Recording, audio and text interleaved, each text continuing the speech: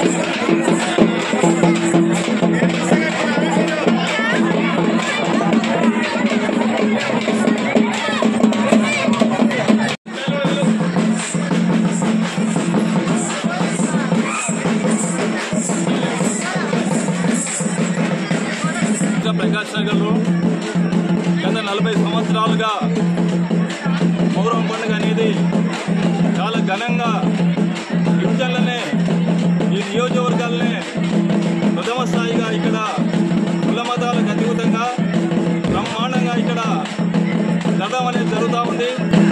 అందరూ కూడా ఇక్కడ చుట్టుపక్కల గ్రామాలు అందరూ కూడా వచ్చేసి వాళ్ళ మొక్కులు తీర్చుకోవడం, వాళ్ళు ఏమైనా మొక్కులు ఉంటే తీర్చుకోవడం అనేది జరుగుతూ ఉంది.